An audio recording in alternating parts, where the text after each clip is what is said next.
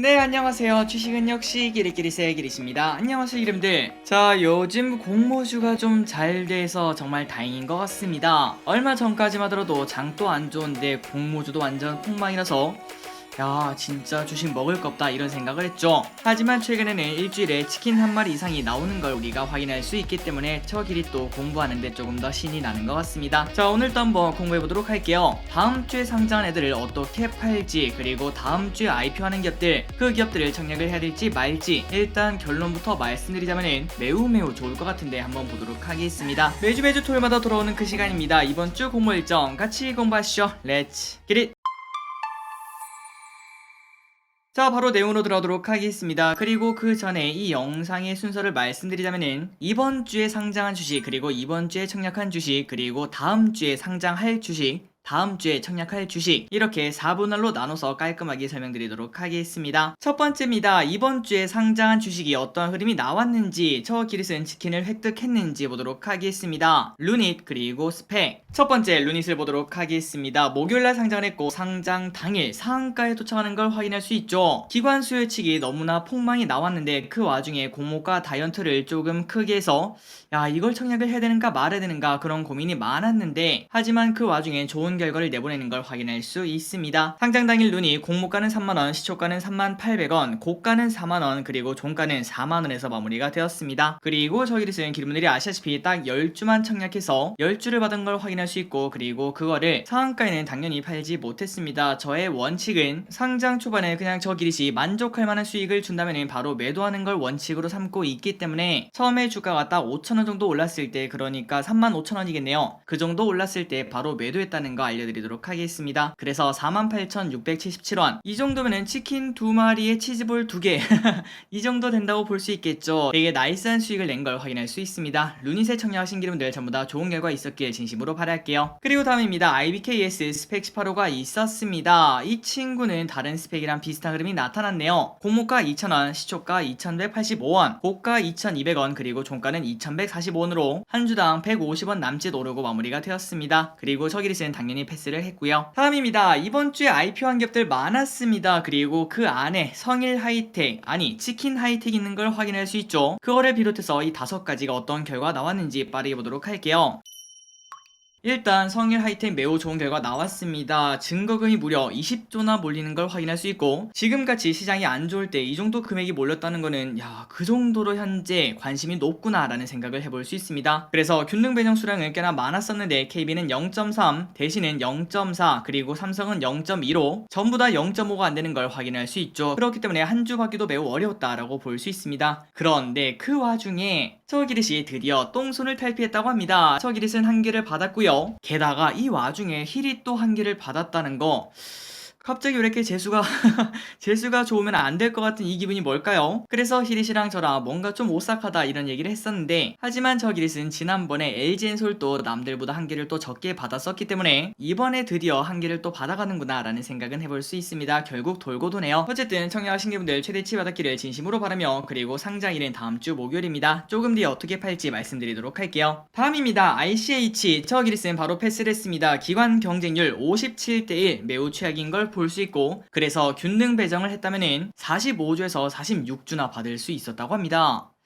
34,000원짜리를 45개나 받으면 그냥 100만원이 넘어가는 돈이 되는데 조금은 부담된다고 볼 수 있겠죠. 과연 ICH, 루닛 같은 흐름이 나올 수 있을지는 결국은 뚜껑을 까봐야 알 수 있을 것 같습니다. 그리고 에이프릴 바이오를 보도록 하겠습니다. 기관 경쟁률 폭망. 그래서 저 기릿은 최근 들어 바이오가 좋은 흐름을 나타내다 보니까 이 친구도 한번 저점 매수 노려볼까 라는 생각을 했지만, 하지만 이거를 청약을 했을 때는 루닛이 상장하기 전이기 때문에 루닛이 이렇게 좋은 흐름이 나올지는 저 기릿은 당연히 몰랐습니다. 그래서 저 기릿은 오케이 루닛 하나로 충분하다 이러한 부담감 때문에 패스를 진행했었고, 그런데 루닛이 꽤나 괜찮은 흐름을 나타낸 걸 우리가 확인할 수 있었기 때문에 이 에이프릴 바이오 상장 당일날 깜짝 상승이 나올 수 있지 않을까 라는 생각은 조금은 해볼 수 있습니다. 어쨌든 균등 배정을 했다면 84개에서 85개를 받을 수 있었고, 이 또한 100만원이 넘는 거금인 걸 확인할 수 있죠. 청약하신 분들 전부 다 좋은 결과 있기를 진심으로 바라겠습니다. 그리고 신한 스펙 10호가 있었습니다. 균등 배정을 하셨다면 19개에서 20개를 받을 수 있었다는 거 참고하시면 될 것 같습니다. 마지막입니다. 수산 인더스트리 원자력 관련주죠. 기관 경쟁률이 130대1로 매우 매도 애매하게 나왔기 때문에 저기릿은 이것도 마찬가지로 패스를 진행했습니다. 그래서 균등 배정 수량을 봤더니 삼성은 46개 그리고 미래는 7.6개로 이 또한 엄청나게 큰 금액이 쏠리는 걸 확인할 수 있죠. 확실히 최근 들어 구주 매출이 존재하면은 기관 경쟁률이 매우 나쁘게 나오는 걸 확인할 수 있습니다. 좋은 결과 있기를 진심으로 바랍니다. 다음입니다. 다음 주에 상장하는 주식 어떻게 팔지 확인해 보도록 할게요. 성일하이텍, 에이프릴바이오, ICH, 신한스펙 10호. 첫 번째 성일하이텍을 보도록 하겠습니다. 일단 지금 봤을 때는 갑자기 장에 이상한 흐름이 나타나지 않는 이상 충분히 따상에 도전할 만하다 라는 생각 당연히 해볼 수 있고요. 그렇기 때문에 장 시작하자마자 따상에 딱 도착한다면은 굳이 매도하지 않고 그 다음날에 매도하셔도 될 것 같습니다. 다만 그 와중에 또 이거를 확신할 수는 없겠죠. 따상에 가지 못하거나 아니면은 따상 갔다가 바로 흘러내린 모습을 나타낸다면은 최대한 빠르게 매도를 진행하는 게 이때까지 데이터를 봤을 때는 최고의 수익률까지는 아니지만 최소한 중간은 같다는 거 알려드리도록 하겠습니다. 그러니 여러분들 성일하이텍 장 초반에 따상에 완전 도착을 하는지 그 부분이 가장 중요하다고 볼 수 있겠죠.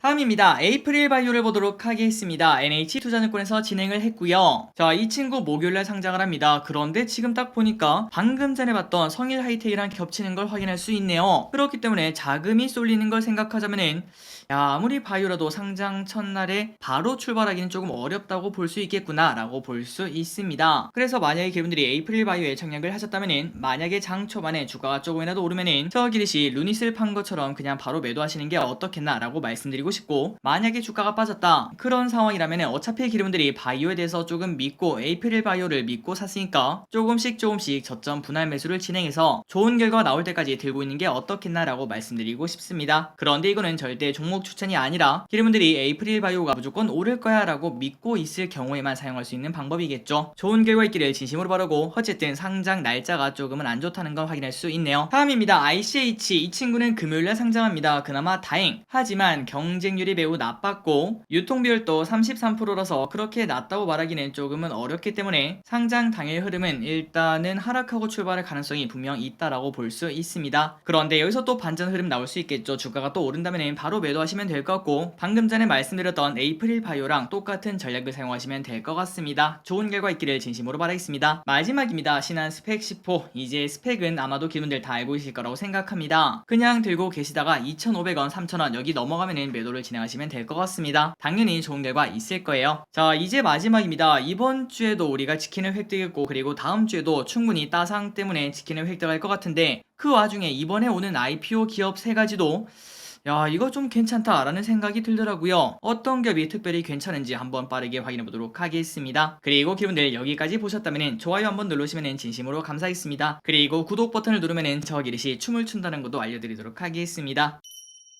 첫 번째입니다. 유안타 스펙을 보도록 하겠습니다. 유안타 스펙 9호. 주관사는 당연히 유안타증권이겠죠. 청약일은 25일부터 26일, 공모가는 2,000원. 자, 이렇게 대주주가 있는 걸 확인할 수 있고, 그런데 오른쪽을 보니까 현승철이라는 사람이 꽤나 유명한 기업들이랑 관련이 있는 걸 확인할 수 있습니다. 에이스토리, 맥스트, 루닛. 어쨌든 이런 부분 참고하시면 될 것 같고, 그리고 유안타 스펙은 이러한 기업들과 합병을 한 바 있었다는 거 참고하시면 될 것 같습니다. 자, 정리를 해보도록 하겠습니다. 스펙은 늘 마찬가지로 여러분들이 이제 돈이 많으면 많을수록 청약을 진행하는 게 매우 좋다고 볼 수 있고요. 하지만 균등만 할 거면 피하는 게 당연히 좋다고 볼 수 있습니다. 수수료가 더 클 수 있는, 배보다 배꼽이 더 클 수 있는 그러한 상황이 펼쳐지기 때문이죠. 그리고 이 와중에 유안타증권 수수료를 3,000원으로 올렸습니다. 아니 요즘 그렇게 증권사가 먹고 살기 힘든가요? 이게 왜 3,000원까지 올라가 되는지 모르겠는데, 어쨌든 3,000원이라는 금액이 생겼기 때문에 안 그래도 그렇게 많지 않은 매력인데 더 없어졌다는 거 참고하시면 될 것 같습니다. 어쨌든 스펙 같은 경우는 균등보다는 비례가 당연히 좋다는 거 알고 보시면 좋을 것 같고, 그런데 이번 주에는 다른 기업들이 꽤나 또 괜찮기 때문에 굳이 여기에 비례를 하는 것보다는 다른 기업이 낫지 않을까라는 생각은 해볼 수 있습니다. 바로 다른 기업 보도록 할게요. 첫 번째입니다. 세빛캠. 뭔가 이름이 귀욤귀욤합니다. 주관사 한국투자증권, 청약일 26일부터 27일까지, 공모밴드는 25,000원에서 3만원. 자, 이 기업이 뭐하는 기업인가? 바로 폐배터리 관련주입니다. 어디서 많이 본 거죠? 맞습니다. 우리가 지난주에 청약을 했고, 그리고 이번 주 오는 주에 상장을 하는 성일하이텍, 치킨하이텍이 여기에 관련된 섹터였죠. 그런데 이 세비캠도 여기에 관련돼 있다는 거는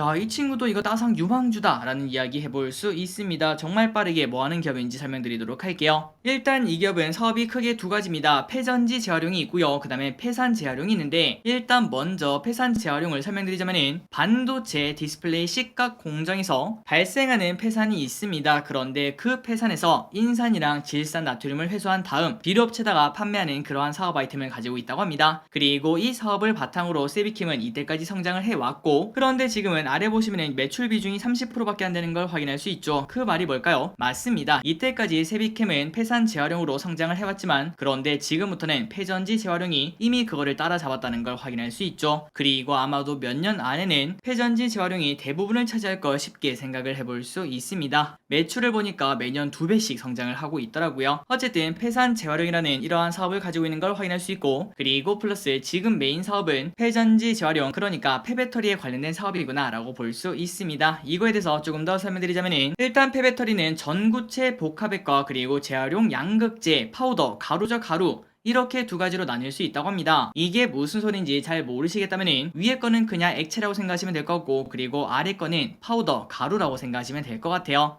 그리고 우리가 지난주에 성일하이텍을 공부할 때 그 기업이 바로 가루, 파우더를 만들고 있었죠. 그리고 아래 보시면 세비캠이 어떠한 기업들이랑 이러한 사업을 영위하고 있는지 확인할 수 있습니다. 폐전지 재활용은 포스코케미칼, LG화학, LNF 이런 기업이 있고, 폐산 재활용은 SK하이닉스, LG리플 이런 기업들이 있네요. 그래서 방금 전에 봤던 폐전지 재활용에 관련된 걸 조금만 더 보도록 하겠습니다. 아까 말씀드렸다시피 액체, 그 다음에 고체 이렇게 두 가지가 있다고 말씀드렸는데, 그런데 이 액상 형태와 고상 형태가 뭔가 딱 반대 입장이라고 합니다. 조금만 더 설명드리자면, 액상 형태는 공정은 간단하다고 합니다. 그런데 중요한 거는 여기에 높은 기술력이 필요하다고 하는데요. 그러니까 정리하자면 공정은 간단한데 높은 기술력이 필요하다라고 볼 수 있습니다. 디테일이 필요하다고 볼 수 있겠죠. 그런데 그 반대로 가루로 만드는 거는 우리가 지금 딱 생각해도 뭔가 복잡할 것 같죠. 폐배터리에서 추출을 한 다음에 그리고 그거를 갈아서 그리고 하나하나 다 추출을 해야 되기 때문에 정말 공정이 복잡하다라고 생각을 해볼 수 있는데, 하지만 기술력은 조금 덜 필요하겠구나 라는 생각은 해볼 수 있습니다. 그러니까 이 두 개는 딱 반대인 걸 확인할 수 있죠. 그리고 이 회사는 이 두 가지를 한 번에 하는 걸 확인할 수 있고, 그리고 이 액상 형태의 경쟁력을 가지고 있다고 합니다. 액상 제품은 별다른 공정 없이 바로 고객사에 납품할 수 있는 그러한 장점을 가지고 있는데, 하지만 가루 같은 경우에는 별도의 공정을 거쳐야 투입이 가능하다고 합니다. 그러니까 많이 복잡하다는 소리겠죠. 그래서 기분들이 지금 딱 보다시피 액상 형태 같은 경우에는 공정이 복잡하지 않기 때문에 우수한 원가 경쟁력을 가지고 있다고 합니다. 다른 기업이랑 비교했을 때 싸게 만들 수 있다는 소리겠죠. 그런데 이 세비캠은 성일하이텍이랑 비교했을 때 딱 한 가지 아쉬운 게 있습니다. 그게 뭘까요? 니켈, 코발트, 망간 이렇게 세 가지만 현재 추출하는 걸 확인할 수 있어요. 하지만 성일하이텍은 이거 말고 하나 더 있었죠. 뭐였죠? 맞습니다. 여기 보시면 리튬 있는 걸 확인할 수 있죠. 이 친구는 이렇게 만들 수 있는데, 아직까지 세비캠을 리튬은 할 수가 없다는 거는 어떻게 보면은 지금 현재 성일하이텍을 뒤따라가는 기업일 수도 있겠구나 라는 생각은 해볼 수 있겠네요. 그리고 세비캠의 기술 경쟁력이 있는 게 세 가지가 있다고 합니다. 이 세 가지를 정말 간단하게 설명드리자면은 다단 침출 기술, 용매 추출 혼합, 그리고 하이니켈 설계, 이렇게 세 가지가 있다고 하는데, 이 세 가지를 그냥 한 줄씩만 설명드리자면은 다단 침출 기술은 침출 공정을 반복 투입해서 유가 금속 회수율을 95%까지 끌어올렸다고 합니다. 업계 평균이 90%라고 하니까 5%나 더 챙길 수 있다는 것은 당연히 큰 장점이라고 볼 수 있겠죠. 다음으로 용매 추출 혼합을 보도록 하겠습니다. 불순물 제거 후 혼합액으로 제조하는 기술이라고 하는데요. 이는 공정을 간소화하는 장점이 있기 때문에 매출 원가율이 68%밖에 안 된다고 합니다. 업계 평균은 88%인데 무려 20%나 절약하는 걸 확인할 수 있죠. 그리고 마지막으로 하이니켈 설계, 이 친구는 전구체 복합액 제품의 농도를 조절하는 기술이라고 합니다. 그러니까 어떤 회사가 농도를 조절해달라고 하면은 그거를 조절을 할 수 있는 기업이라고 볼 수 있다는 거겠죠. 고객 맞춤 설계라고 볼 수 있습니다. 그래서 세비캠은 이러한 기술 경쟁력이 있다는 거 참고하시면 될 것 같습니다. 그리고 지난주 우리가 성일하이텍을 공부했다시피 성일하이텍은 삼성이랑 많이 관련이 되어 있었습니다. 삼성 SDI, 삼성물산 이런 기업들이랑 같이 거래를 하고 있었죠. 그런데 그 반면 세비캠은 LG화학이랑 같이 거래를 하는 걸 체크할 수 있습니다. 한번 읽어보도록 할게요. 한국전구체 주식회사 LG LG화학 그리고 고려엔 합작 법인인데 2024년부터 10년간 전구체 복합액 납품 MOU를 체결을 했다고 합니다. 이 복합액이 뭐라고요? 맞습니다. 공정은 짧은데 대신 기술력이 필요한 그 기술이라고 하죠. 이 MOU를 이미 체결한 바 있으며 매년 약 4만 대 분량의 전구체 복합액을 공급을 한다고 합니다. 그래서 이 매출이 얼마나 되는가 봤더니 1000억 원 내외의 매출을 거둘 수 있다고 합니다. 그리고 앞으로 세비캠은 여기서 멈춘 게 아니라 아까 우리가 조금 아쉬운 부분이라고 말씀드렸죠. 리튬을 추출하는 기술을 현재 준비 중이며 그리고 건식 폐배터리 리사이클링에도 진출, 태양광 패널 리사이클링도 진입하려고 현재 노력을 하고 있다고 합니다. 그러니까 이 친구는 완전 리사이클링에 집중하는 기업이라는 걸 확인할 수 있네요. 그래서 여기까지 보다시피 야, 이 기업 괜찮다라는 생각을 했는데 내심 좀 불안했습니다.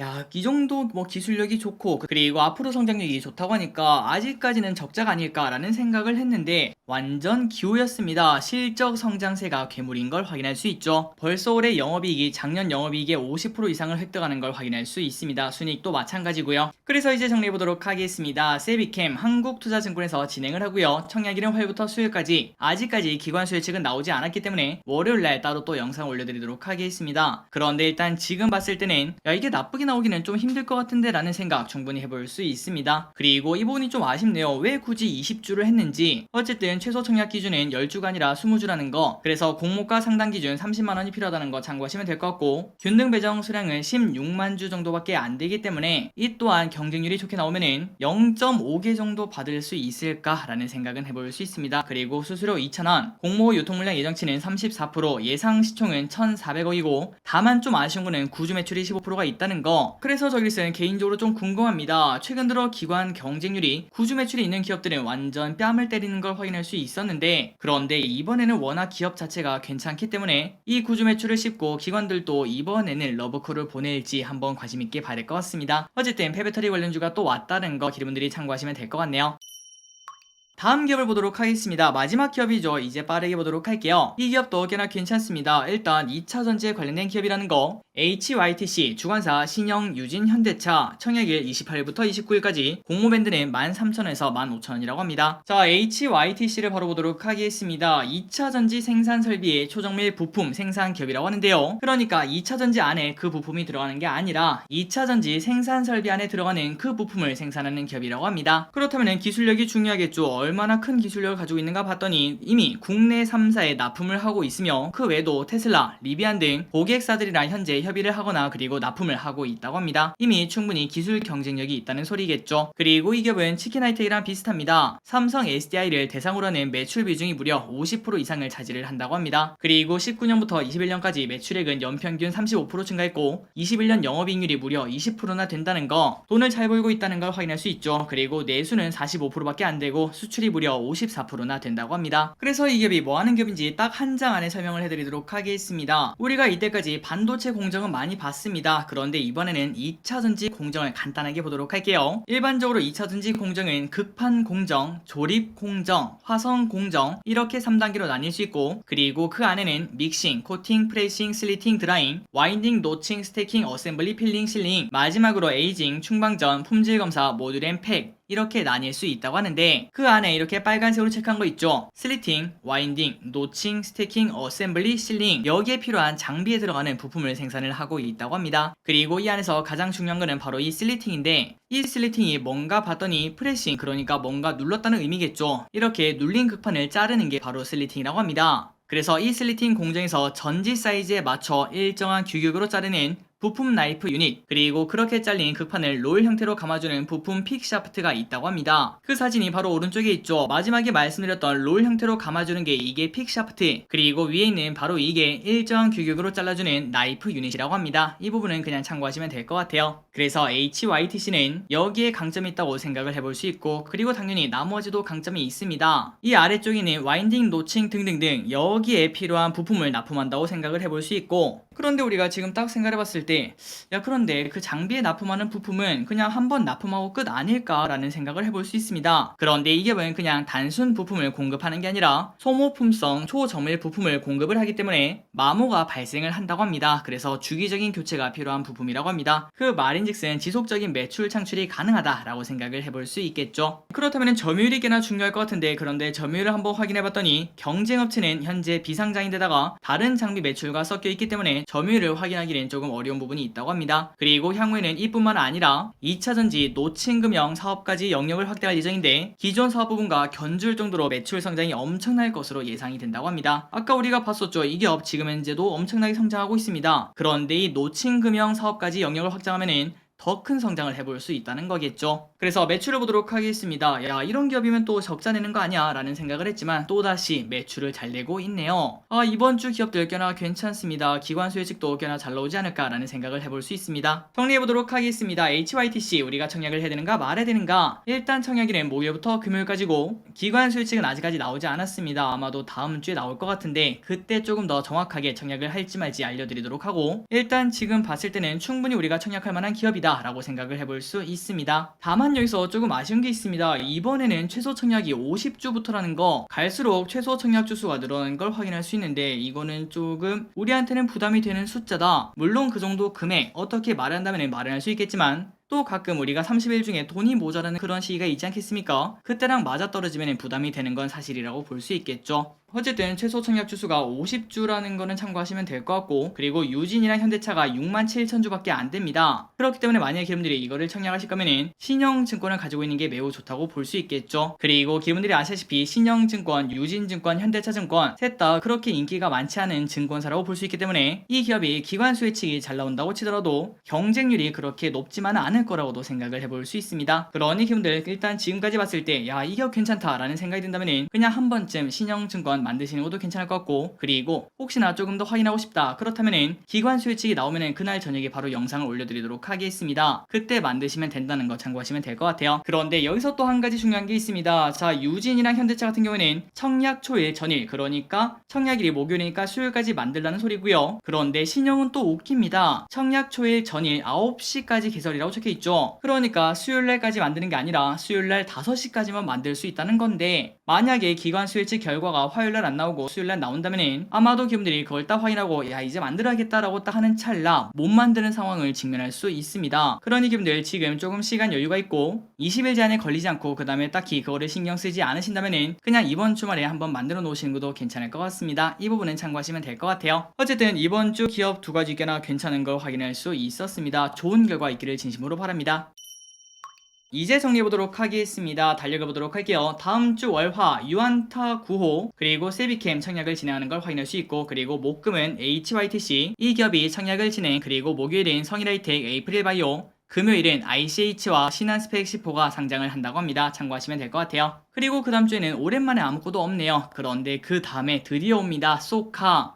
과연 소카가 우리에게 어떠한 수익을 줄 수 있을지 관심있게 봐야겠습니다. 그리고 혹시나 여기까지 보셨는데 공모주에 대해서 잘 모르시겠다 그렇다면 오른쪽이 그 다음에 아래쪽에 이 영상 링크 남겨드리도록 할게요. 그 영상을 보시면 깔끔하게 이해가 가실 거라고 생각합니다. 모르면 당연히 배워야겠죠. 이번에 한번 배우시기 바래요. 자, 오늘 공부 여기까지 끝났습니다. 매주 기름들과 함께 공짜로 치킨을 먹을 때까지 항상 같이 공부하도록 하겠습니다. 이번 주에도 치킨 획득 성공한 걸 확인할 수 있고 다음 주에도 성공할 것 같네요. 자, 오늘 또 이렇게 같이 공부해서 진심으로 감사합니다. 지금까지 키리셨습니다. 빠이요.